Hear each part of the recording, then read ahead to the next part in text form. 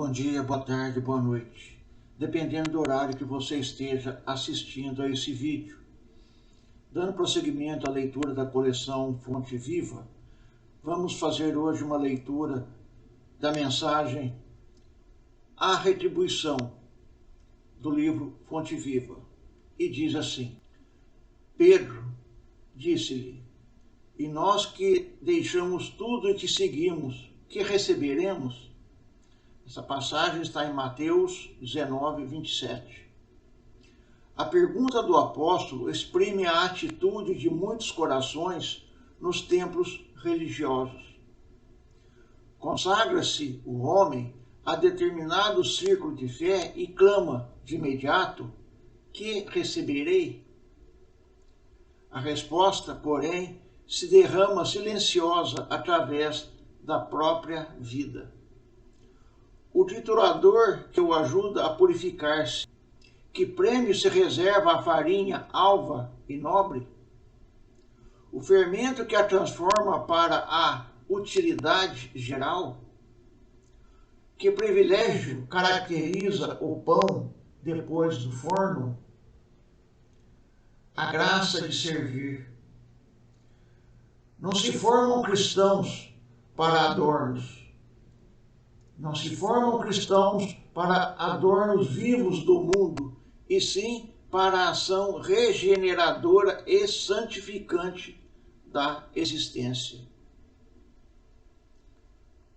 Outrora, os servidores da realeza humana recebiam o espólio dos vencidos e, com eles, se rodeavam de gratificações de natureza física, com as quais abreviavam a própria morte.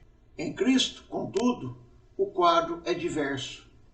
Vencemos em companhia dele, para nos fazermos irmãos de quantos nos partilham a experiência, guardando a obrigação de ampará-los e ser-lhes úteis. Simão Pedro, que desejou saber qual lhe seria a recompensa pela adesão à Boa Nova, viu de perto a necessidade da renúncia. Quanto mais se lhe acendrau a fé, maiores testemunhos de amor à humanidade lhe foram requeridos. Quanto mais conhecimento adquiriu, a mais ampla caridade foi constrangido, até o sacrifício extremo. Se deixastes, pois, por devoção a Jesus, os laços que te prendiam às zonas inferiores da vida, recorda que, por felicidade tua, recebeste do céu a honra de ajudar, a prerrogativa de entender e a glória de servir. Aí está, meus irmãos, mais uma bela página trazida pelo nosso irmão Francisco Cândido Xavier, ditado pelo nosso irmão Emmanuel. Desta feita, ele vem trazer-nos uma passagem narrada por Mateus, em que Pedro pergunta a Jesus que recompensa terá ele por aceitar a Boa Nova. Tal como Pedro, a grande maioria dos cristãos hoje espera alguma recompensa do céu. Esperam facilidades, esperam benesses, esperam proteção, esperam saúde, esperam conforto, enfim, está tudo errado. Não é esse o caminho que Jesus veio nos mostrar. Não é esse o caminho que devemos seguir. Quando nós olhamos em volta de nós, nós sentimos as necessidades que ali estão. Se nós estamos voltados para o nosso próximo, nós as vemos. Se nós estamos voltados para o nosso próprio umbigo, nós não as veremos. Assim, todos aqueles que esperam as benesses do céu estão, de uma certa forma, voltados para si próprio, para os seus interesses, para as suas conquistas, para os seus valores. Valores materiais, diga-se de passagem. Então, o que fazer? Analisemos o que Jesus disse. A boa nova que ele nos trouxe pede-nos transformação, pede-nos elevação, pede-nos para seguirmos um caminho diferente do que seguimos até agora.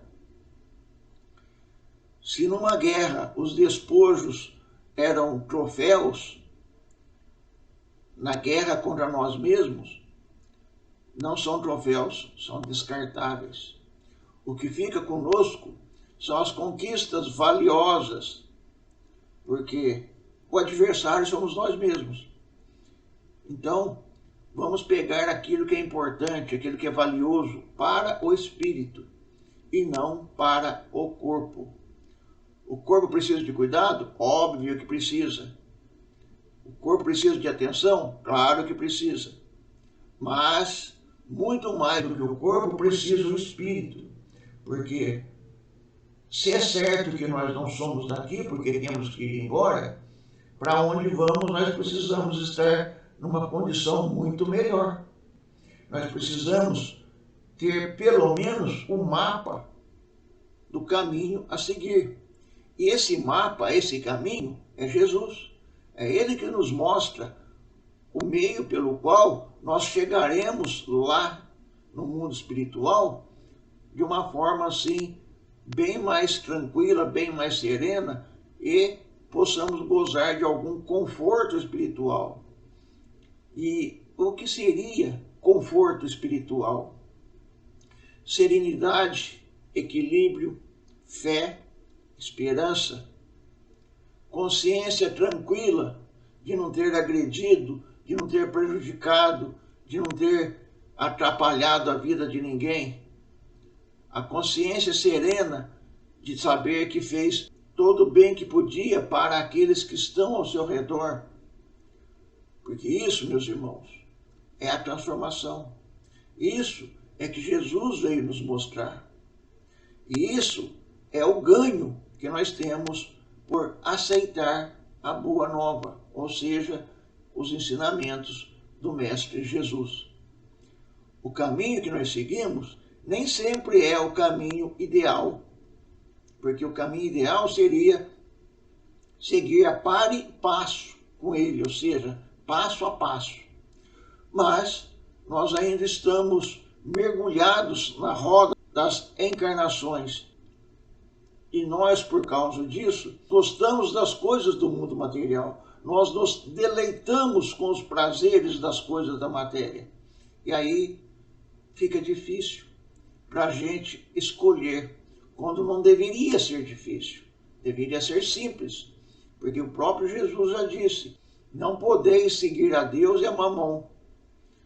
Ou seja, se não podemos seguir a Deus e a Mamon, é porque nós temos que fazer uma escolha. E a escolha sábia é seguir a Deus. Porque o mundo de Mamon, ou seja, a natureza, as coisas da matéria, os prazeres, os apetites, eles passam.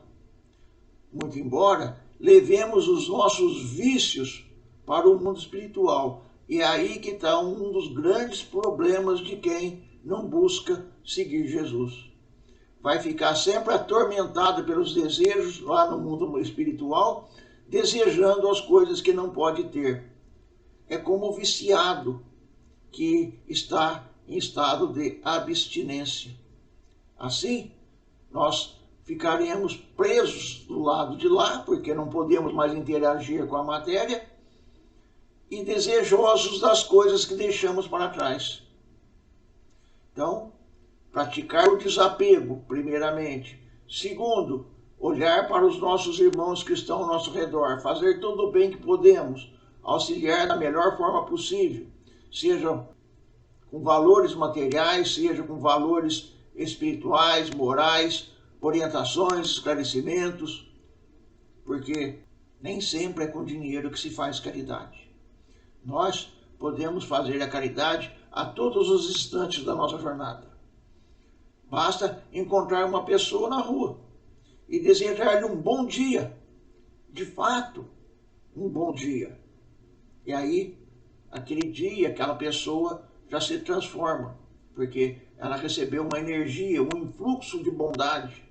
Porque tudo que a gente deseja de bom para o nosso próximo é como se fosse um jato de energia positiva que nós endereçamos a ele, dando a ele força e talvez até modificando o seu dia para melhor.